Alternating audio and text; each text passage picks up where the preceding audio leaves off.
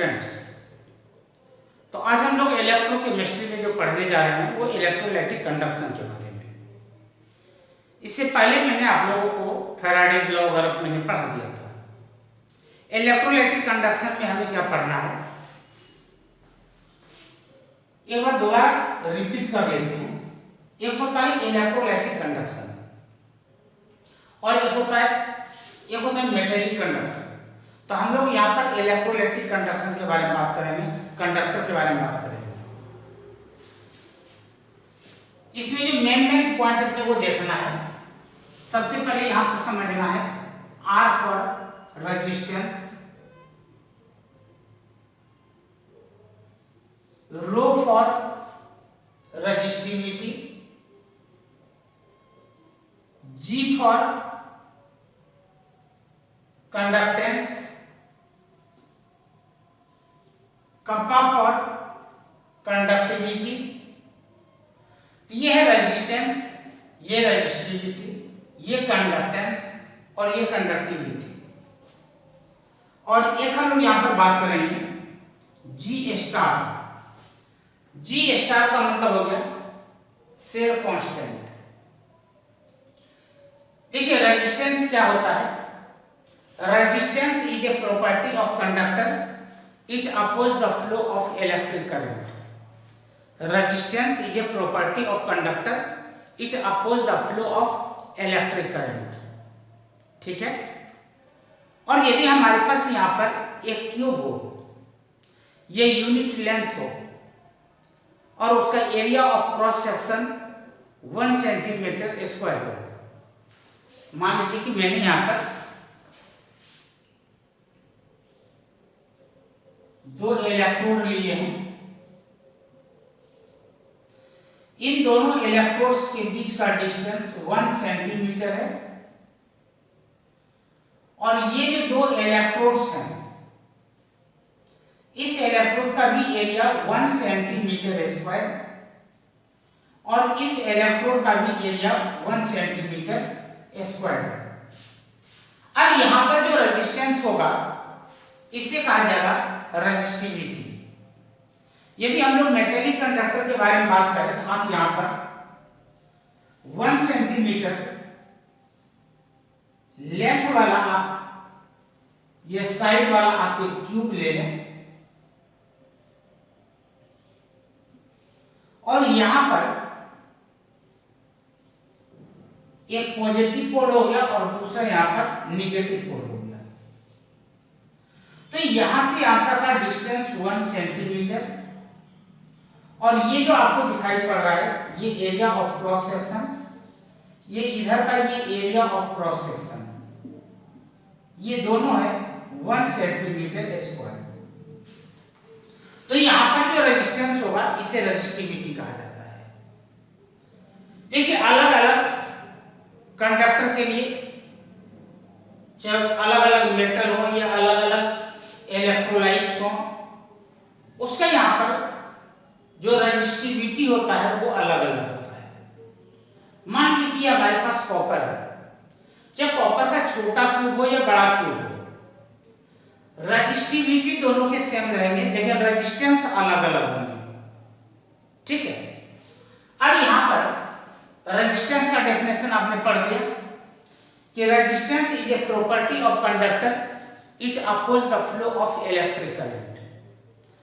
अब जनरली आज का जो अपना टॉपिक है, इस चैप्टर में इससे रिलेटेड जितने भी फॉर्मूले यूज होते हैं उन सभी फॉर्मूले के बारे में अपने को पढ़ना है। क्योंकि देखिए जनरली स्टूडेंट्स क्या करते हैं, फॉर्मूले को रटने की कोशिश करते हैं, मेमोराइज करते हैं।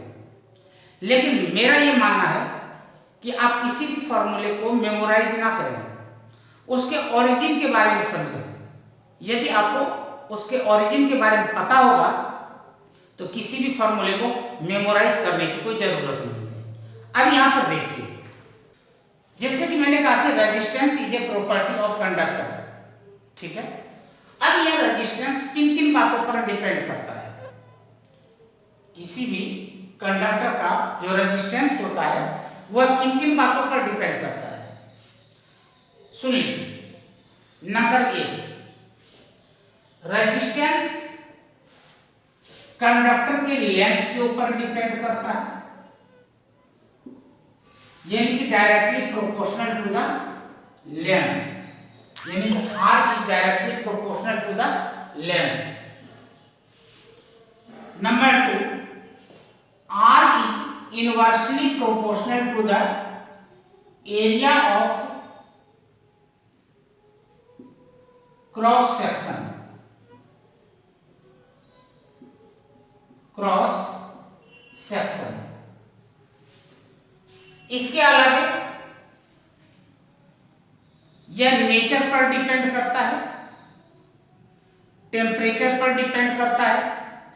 याद रहे कि इससे पहले मैंने आपको बताया था कि यदि आप इलेक्ट्रोलाइटिक कंडक्टर के बारे में बात कर रहे हैं तो वहां पर टेम्परेचर इंक्रीज करने पर रेजिस्टेंस डिक्रीज होते हैं, लेकिन यदि मेटेलिक कंडक्टर के बारे में बात करें तो टेम्परेचर इंक्रीज करने पर रेजिस्टेंस भी इंक्रीज हो जाते हैं।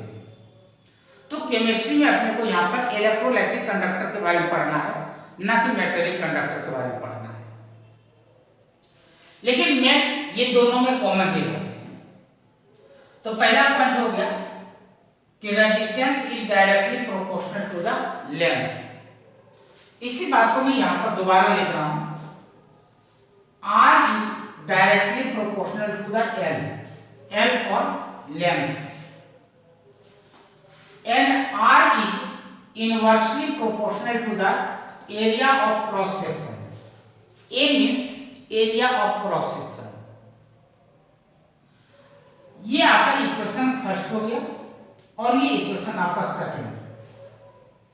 यदि इक्वेशन फर्स्ट और सेकंड दोनों को कंबाइन करते हैं तो आपको यहां पर मिलता है from equation first and second R very जाए L बाय A। अब यदि यहां से इस निशान को आप चेंज करें तो आपको एक कांस्टेंट मिलता है और आप देखते हैं R equal to rho L by A। तो ये चीज आपको याद रखना है और ये आपकी समझ में भी आ गया कि ये आया कहां से। जब आपने इसके ओरिजिन के बारे में समझ लिया तो अब ये आपको इजीली मेमोराइज हो जाएगा। दोबारा, R for resistance, rho for resistivity, L for length of conductor, A for area of cross section. यदि आप इलेक्ट्रोलाइटिक कंडक्शन के बारे में बात करते हैं तो यहां पर एरिया ऑफ क्रॉस सेक्शन का मतलब होता है इलेक्ट्रोड का एरिया ऑफ क्रॉस सेक्शन। ठीक है, अब यहां पर R इक्वल टू आपको याद हो गया रो L बाय A। अब यहां पर यदि आपको रो का वैल्यू निकालना हो तो क्या आप यहां पर इसको इस तरीके से कर सकते हैं क्या कि मैं यहां पर रो को यहां पर आने देता हूं और L बाय A का साइड चेंज कर दूं तो आपको यहां पर मिलेगा R into A by L। इसका मतलब इसी से रो का फॉर्मूला डेवलप हो गया।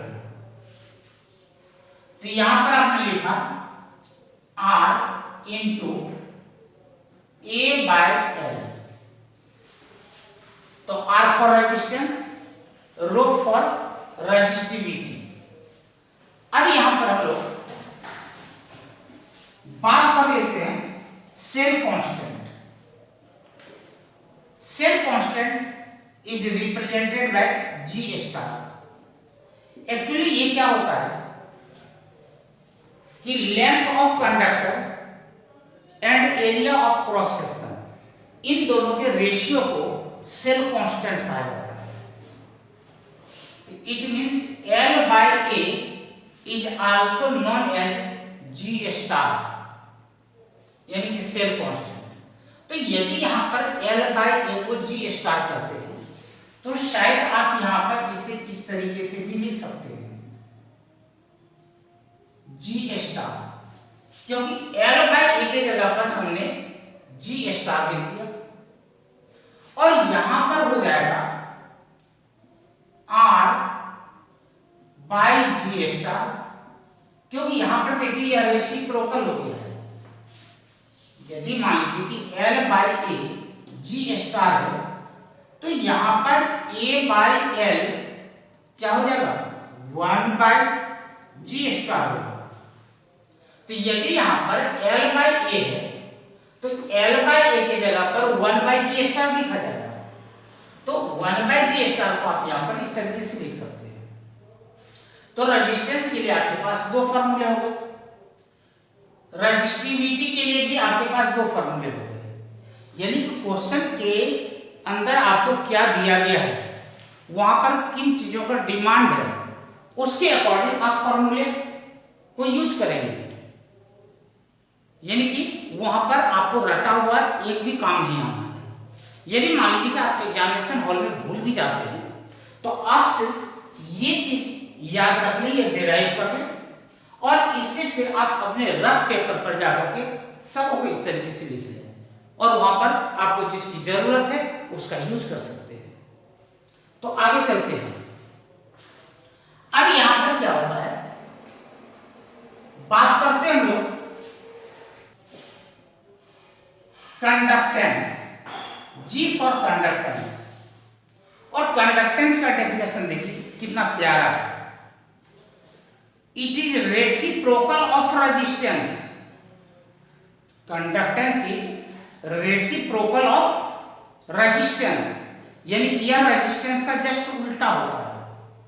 अब यदि यह उल्टा होता है तो यहां पर सबों को रेसिप्रोकल कर दीजिए, यानी कि यहां पर क्या हो जाएगा, यहां पर होगा 1 by rho into A by L, या फिर 1 by rho into G star लिख सकते हैं। तो ये हो गया आपका कंडक्टेंस। जैसे रेजिस्टेंस से रेजिस्टिविटी आपने पढ़ा, उसी तरीके से कंडक्टेंस से कंडक्टिविटी होगा। रेजिस्टेंस का रेसिप्रोकल कंडक्टेंस था तो रेजिस्टिविटी का रेसिप्रोकल कंडक्टिविटी होगा। तो यहां पर आप इसे कप्पा से रिप्रेजेंट करते हैं। देखिए यह के की तरह दिखने में लगता है, लेकिन ये लाइन थोड़ी बड़ी होती है और ये पोर्शन थोड़ा साइड में होता है। इक्वल टू हो जाएगा 1 बाय रो, क्योंकि इसका यह रेसिप्रोकल है। तो अब यहां पर इसे भी रेसिप्रोकल कर दीजिए, तो 1 by R into L by A, या फिर यहां पर आप G स्टार बाय आर लिख सकते हैं। तो ये हुआ रेजिस्टेंस, रेजिस्टिविटी, कंडक्टेंस, कंडक्टिविटी, ये हुआ सेल्फ कांस्टेंट। अब यहां पर जो बहुत इंपॉर्टेंट होता है एक होता है molar conductivity. Actually molar conductivity को आप किस तरीके से रिप्रेजेंट करते हैं मैं यहां पर दिखा रहा हूं। Molar conductivity is represented by lambda M. Lambda M जब आप बुक पढ़ेंगे तो वहां पर आपको इस तरीके से लिखा हुआ मिल सकता है, lambda not M, lambda C M. यह भी मोलर कंडक्टिविटी है और यह भी मोलर कंडक्टिविटी है, लेकिन ये जो आप लैम्डा नॉट एम देख रहे हैं यह उस इलेक्ट्रोलाइट के लिए मोलर कंडक्टिविटी है जो कि बहुत ही डाइल्यूट हो, इनफिनाइट डाइल्यूशन के लिए। कि मान लीजिए कि 500 लीटर आपके पास वाटर है, उसमें आपने 1 पिंच सॉल्ट डाल दिया, तो अब बताइए कितना कंसंट्रेशन होगा, वो ना के बराबर होगा। तो उसे कहा जाता है इनफिनाइट डाइल्यूशन। यह इसी इसी को लेमडा यहां पर इनफिनाइट और एम भी लिखा जाता है, लेकिन लेमडा सी एम का मतलब हुआ कि कोई ऐसा इलेक्ट्रोलाइट जिसका आपको कंसंट्रेशन एग्जैक्ट पता हो, भाई 0.1 एम मोलरिटी होगा, 0.5 मोलरिटी होगा, मतलब कुछ ना कुछ आपको वहां पर दिया हुआ होगा। यदि नहीं दिया हुआ है, इनफिनाइट डाइल्यूशन है, तब तो इन दो में से किसी को ले सकते हैं। और यदि कंसंट्रेशन आपको पता है, उस केस में आपको मोलर कंडक्टिविटी लिखना है, तो आप यहां पर lambda C M, C for concentration. तो मुझे लगता है कि ये आपके समझ में आ गया होगा। अब इसका फॉर्मूला क्या होगा, तो मैं इन तीनों के लिए मैं सिंपल यहां पर लिखता हूं। मैंने न यहां पर नॉट लगाया है, न सी लगाया है, न इनफिनाइट लगाया है, सबों के लिए सेम है। क्या हुआ सेम? तो यहां पर याद रखिए कप्पा यानी कि ये वाला फिगर इनटू 1000 डिवाइडेड बाय, यदि यहां पर m है तो आप यहां पर मोलेरिटी लिखेंगे, मोलेरिटी, और एक होता है यहां पर लेमडा इक्यू, इक्विवेलेंट मोलर कंडक्टिविटी। तो यहां पर मोलर इक्विवेलेंट कंडक्टिविटी के लिए फॉर्मूला यही यूज होगा, लेकिन यहां पर जो कंसंट्रेशन का टर्म है वो चेंज हो जाएगा। इसके लिए आप यहां पर लिखते हैं kappa into 1000 divided by normality. ये आपके हो गए फॉर्मूले।